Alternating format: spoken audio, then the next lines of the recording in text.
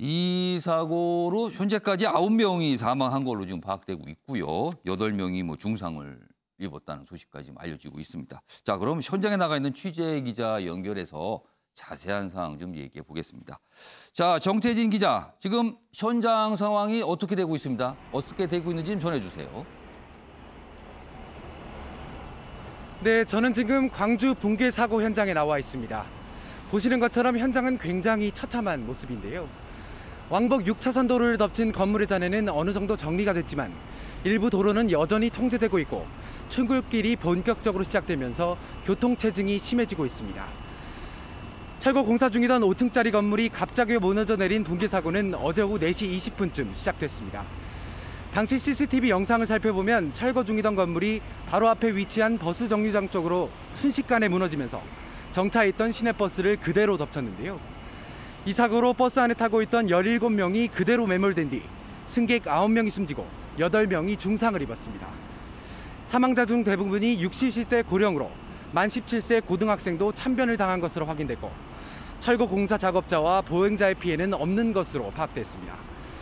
또 사고를 당한 버스 이외에 추가로 매몰된 차량은 없는 것으로 최종 확인됐습니다. 소방당국은 소방장비 60여 대와 480명의 인력이 투입해 혹시라도 있을지 모를 추가 매몰자를 찾기 위해 밤샘 수색 작업에 나섰는데요. 구조 작업은 오늘 새벽까지 모두 10시간 가까이 진행됐고 붕괴 사고와 관련해 경찰 수색 작업이 모두 마무리된 상태입니다. 자, 지금 많은 분들이 어쩌다가 이런 사고가 났는지 궁금해 계시는데요. 지금까지 사고 원인에 대해서는 어떤 얘기가 나오고 있습니까? 네, 무너진 건물의 철거 방식과 원인에 대한 규명을 하기 위해서 경찰은 전담 수사팀을 꾸렸습니다. 무너진 건물은 5층짜리 상가로 재개발이 추진되면서 철거 대상으로 지정됐습니다. 사고 발생 당시 건물 5층 높이에서 굴삭기로 벽체 등을 조금씩 부숴가며 작업이 진행 중이었던 것으로 확인됐습니다. 이 과정에서 철거 관련 안전계획 등 규정이 제대로 준수됐는지 규명이 필요한 상황인데요. 경찰은 수사 전담팀을 구성해서 철거 업체를 상대로 안전수칙 준수, 업무 과실 여부 등을 수사할 방침입니다.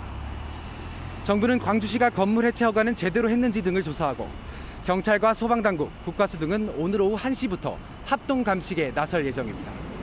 한편 광주 동구청장은 동구청에 합동 분향소를 설치하겠다고 밝혔습니다. 지금까지 광주 붕괴 사고 현장에서 MBN 뉴스 정태진입니다.